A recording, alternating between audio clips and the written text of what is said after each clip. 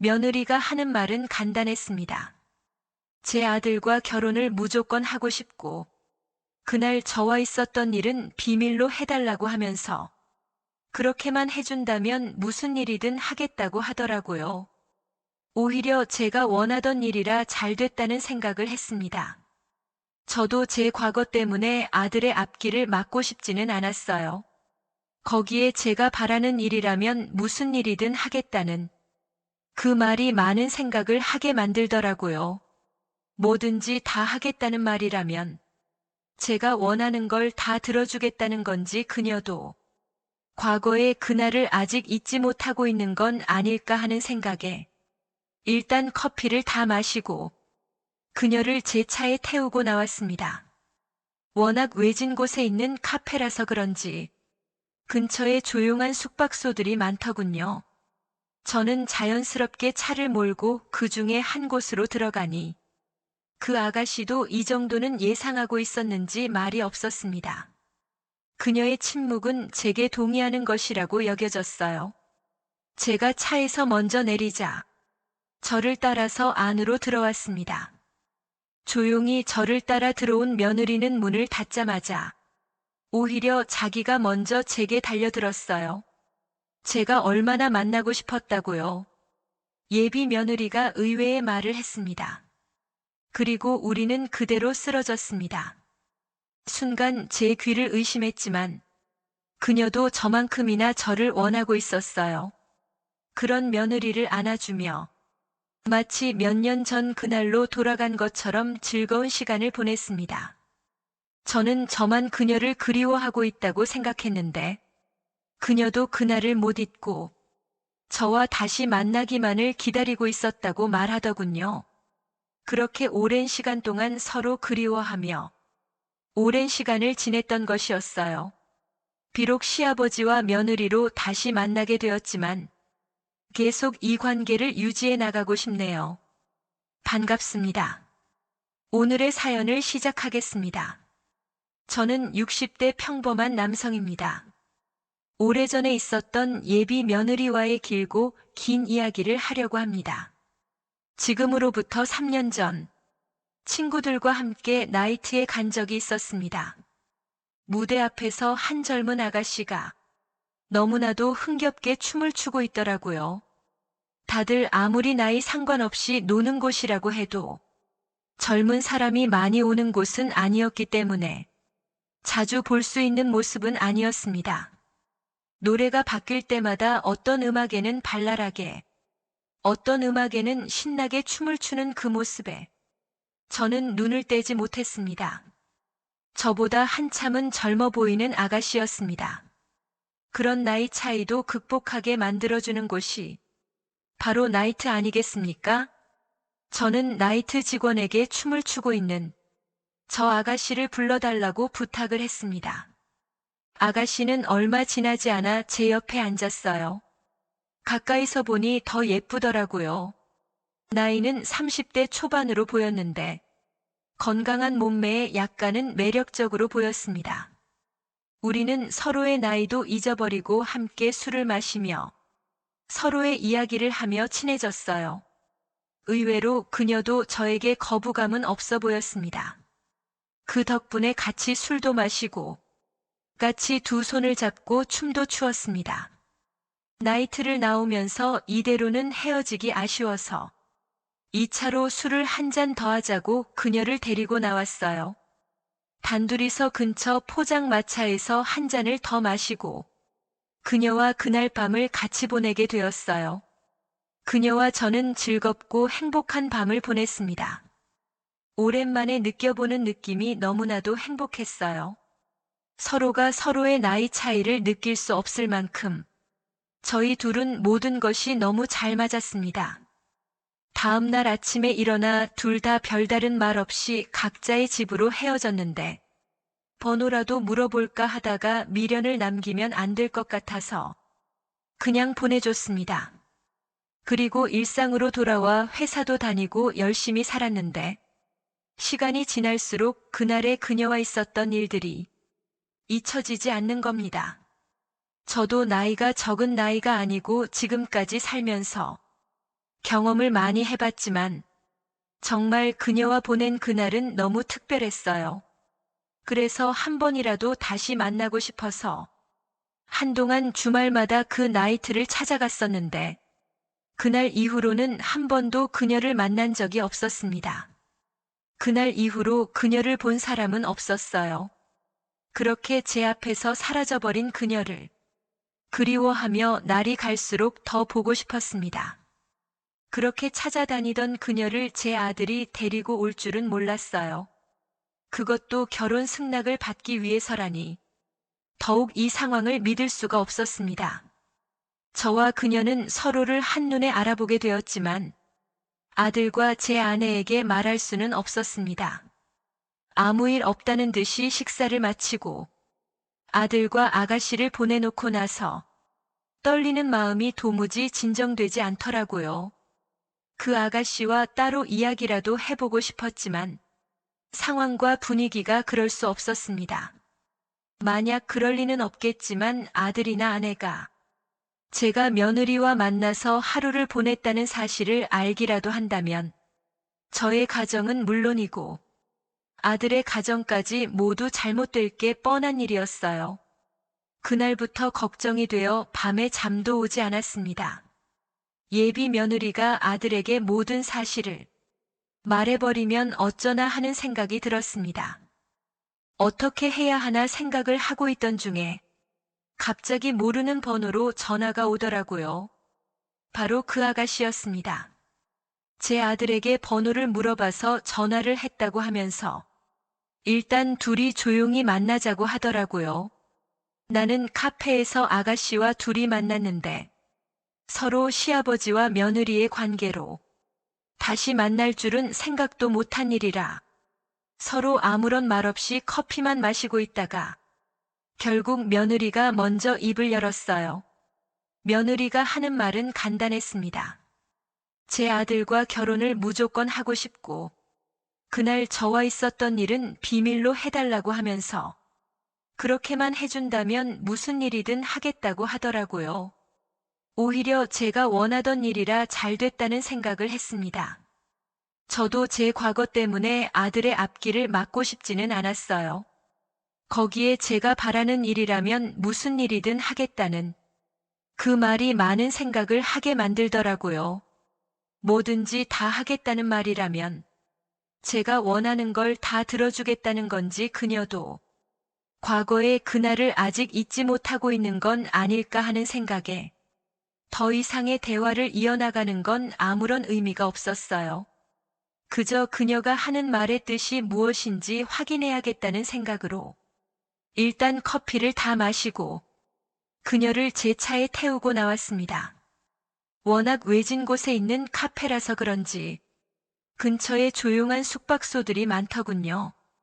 저는 자연스럽게 차를 몰고 그 중에 한 곳으로 들어가니 그 아가씨도 이 정도는 예상하고 있었는지 말이 없었습니다. 만약 이런 건 아니라고 했다면 제가 바로 미안하다고 했겠지만 그녀의 침묵은 제게 동의하는 것이라고 여겨졌어요. 제가 차에서 먼저 내리자 한 10초 정도 그대로 조수석에 앉아있던 그녀는 저를 따라서 안으로 들어왔습니다. 조용히 저를 따라 들어온 그녀는 문을 닫자마자 오히려 자기가 먼저 제게 달려들었어요. 그리고 나를 만나고 싶었다고 하더군요. 예비 며느리가 의외의 말을 했습니다. 그리고 우리는 그대로 쓰러졌습니다. 순간 제 귀를 의심했지만 그녀도 저만큼이나 저를 원하고 있었어요. 그런 아가씨를 안아주며 마치 몇 년 전 그날로 돌아간 것처럼 즐거운 시간을 보냈습니다. 저는 저만 그녀를 그리워하고 있다고 생각했는데 그녀도 그날을 못 잊고 저와 다시 만나기만을 기다리고 있었다고 말하더군요. 그렇게 오랜 시간 동안 서로 그리워하며 오랜 시간을 지냈던 것이었어요. 비록 시아버지와 며느리로 다시 만나게 되었지만 이렇게라도 얼굴을 한 번 더 볼 수 있어서 너무나도 좋았습니다. 지금은 다음 달에 아들과 며느리의 결혼식을 기다리고 있습니다. 그리고 제가 며느리에게 선물로 가방을 사준다, 목걸이를 사준다고 하면서 자연스럽게 데이트를 즐기고 있습니다. 계속 이 관계를 유지해 나가고 싶네요. 만나게 될 사람은 다시 만날 수 있는 것 같습니다. 기다리는 사람이 찾아오는 그날을 기다리며 즐거운 인생 사시기를 바라겠습니다. 오늘의 사연은 여기까지입니다. 긴 사연 읽어주셔서 감사합니다. 구독과 좋아요 꼭 눌러주시고 알림 설정도 함께 부탁드립니다. 안녕하세요. 반갑습니다. 오늘의 기막힌 사연을 시작하겠습니다. 저는 40대 평범한 가정주부입니다. 저는 고등학생 아들을 키우고 있는데 제게는 말 못할 고민이 있습니다. 다름 아닌 아들의 문제입니다. 아들은 이제 고3이 되었어요. 아들은 어릴 때부터 성실한 아들입니다. 어느 날 아들의 방을 청소하러 들어가게 되었어요. 아들의 물건은 특히 만지지 않도록 주의를 기울였죠. 그런데 그날 컴퓨터가 켜져 있었습니다. 모니터만 꺼져 있고 본체는 켜져 있었죠. 저는 컴퓨터 본체를 끄기 위해 모니터를 다시 켰습니다. 그러자 아들이 보고 있던 화면이 눈에 들어오더군요. 이런저런 창들이 많이 열려 있었습니다. 그 창들을 보니 또 호기심이 발동을 하였어요. 그래서 아들이 보던 창들을 하나씩 살피기 시작했습니다. 그리고 곧 아들이 저장해둔 사진 폴더가 보이더군요. 아들은 보기 민망한 사진을 보고 있었던 것 같았습니다. 아들이 그런 걸 본다는 것은 남편도 저도 짐작을 하고 있었습니다. 그래서 웬만한 게 나와서는 놀라지 않을 거라 생각했죠. 그런데 아들의 컴퓨터에서 본 것은 놀라지 않을 수 없었습니다. 다름 아닌 제 사진이 있었기 때문입니다. 화면에 보이는 것은 제 사진이었습니다. 그런데 제가 모두 벗고 있는 모습이었습니다. 어떤 사진은 설명하기도 민망한 포즈를 하고 있기도 했어요. 너무 놀라서 저는 다른 사진도 열어보았습니다. 아무리 봐도 그것은 제 얼굴이었습니다. 제 얼굴을 한 여자가 민망한 모습을 드러내고 있었죠. 거기에 제가 다른 남자와 섞고 있는 사진도 있더군요. 온몸이 얼룩진 그런 사진도 있었고, 물론 절대로 제가 그런 사진을 찍은 일은 없었습니다. 하지만 사진의 주인공은 제 얼굴이었어요. 충격적인 사진들을 보면서 할 말이 없었습니다. 그리고 아들이 그런 사진들을 본다는 게 불안했죠. 그 외에도 다양한 사진과 동영상들이 보였습니다. 그 중에서 제 사진이 유독 많이 보였어요. 제가 아닌 줄 알지만 마치 저의 모두를 보여버린 느낌이었죠. 사진뿐만이 아니었습니다. 찾아보니 저와 비슷한 영상도 있는 것 같았습니다. 제 얼굴을 한 여자가 다른 사람들과 어울리고 있는 영상이었죠. 순간 제가 저런 행위를 했었나 싶은 착각도 들었습니다. 하지만 자세히 보니 화면이 뭔가 부자연스럽더군요. 그래서 합성이라고 생각을 했습니다. 하지만 순간 소름이 쫙 끼쳤어요. 누군가 제 모습으로 저런 사진과 영상을 만든 것이었고, 그리고 제 아들이 그 사진과 영상들을 보고 있었던 것입니다. 제가 알던 아들이 아닌 존재가 집에 들어온 기분이었습니다. 어디서부터 잘못된 것인지 회의감이 들면서 갑자기 아들이 무섭다는 생각도 하게 되었어요. 저는 너무 놀라서 남편에게 알릴까 하다가 남편이 알면 아들이 무사하지 못할 것 같아서 제가 해결해야겠다고 생각을 했습니다. 그리고 그날 아들과 심각하게 대화를 나누었어요. 아들은 죄송하다고 하면서 사실을 제게 말하더군요. 인터넷에 사진과 영상을 합성해주는 게시판이 있다고 했습니다. 아들은 그곳에 주변 사람들의 사진을 올렸다고 하더군요. 그리고 누군가 그 사진들을 가지고 합성을 해준 모양이었습니다. 듣고 보니 아들이 보낸 사진은 저뿐만이 아니었습니다. 주변 지인들의 사진도 여러 장 보내서 합성을 한 것 같았습니다. 그리고 조금 전에 아들이 보낸 사진은 모두 지웠다고 했습니다. 하지만 그 사진들이 어디로 어떻게 유포되었을지도 걱정이었어요. 누군가 저 얼굴을 보면서 혼자 위로하며 푼다고 생각하니 끔찍했죠. 실제로 그런 일로 처벌을 받았다는 사례도 있는 것 같았습니다. 그리고 제 그런 모습을 다른 사람들이 본다는 것도 두려웠고, 아들이 잘못될 수 있다는 사실도 불안했습니다. 다행히 아들이 올린 사진을 다른 곳에서는 찾아볼 수 없었어요. 아들도 제게 죄송하다고 사과를 했습니다. 저는 최대한 담담하게 아들의 사과를 받아주었어요. 하지만 아들과 시선을 마주치는 게 두려웠습니다. 아들의 눈빛이 저의 모두를 보는 것 같은 기분이 들었죠. 제 모습을 하고 있던 여자의 모습이 자꾸만 떠올랐습니다. 분명 그 사진은 제 사진이 아니었지만 아들의 앞에서 제 은밀한 모두를 보여버린 기분이었습니다. 아들이 그 사진들로 무슨 짓을 했을지 상상이 되었어요. 다음 날에도 아들은 제 눈치를 보는 것 같았습니다. 기가 확 꺾인 모습으로 밥을 먹더군요. 저는 최대한 담담하게 아들의 등교를 시켰습니다. 하지만 여전히 아들의 시선이 불편하고 어려웠어요. 아들이 저를 어떻게 보고 있을지 두려웠죠. 자꾸만 그때 보았던 사진 속 그 여자가 떠올랐습니다. 이럴 때는 어떻게 해야 할지를 모르겠더군요. 그 후 다행히 모든 게 제자리로 돌아오는 듯 했어요.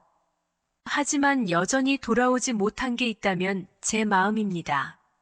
아들이 방문을 닫고 들어가기만 해도 불안하고, 아들이 집에 있으면 샤워를 하는 것도 꺼려졌어요. 당연히 남편과의 관계도 하지 못하고 있습니다. 언제라도 아들이 보고 있는 것 같은 기분이었죠. 아무리 생각해도 좋은 방법이 없었습니다. 아들이 더 나빠지는 게 두려워서 제가 아들을 받아주고 달래주기로 하였습니다. 어느 날 오후 아들이 일찍 학교에서 돌아온 날 저는 아들을 안방으로 불러서 엄마가 여자로 보이냐고 물어봤어요. 그리고 엄마와 관계를 하고 싶냐고도 물었죠. 그랬더니 아들 녀석이 엄마와 하고 싶다고 하더군요. 그래서 저는 아들에게 허락하고 저는 아들의 모든 것을 받아주면서 엄마가 필요하면 언제든지 말하라고 했습니다. 그 후 아들은 자주 저를 찾아왔습니다. 그때마다 저는 아들을 받아들였습니다. 아들은 저와 관계를 할 때마다 좋아하고 만족해했어요. 아들이지만 시간이 지날수록 저도 좋았습니다. 그 후 다행히 아들은 집에도 일찍 들어오고 공부도 예전과 같이 열심히 합니다. 저의 가정은 예전처럼 돌아왔지만 저는 남편에게 말도 못하고 힘들게 살아가고 있습니다. 저는 어떻게 해야 할까요? 오늘의 사연은 여기까지입니다. 구독과 좋아요 꼭 눌러주시고 알림 설정도 부탁드립니다. 감사합니다.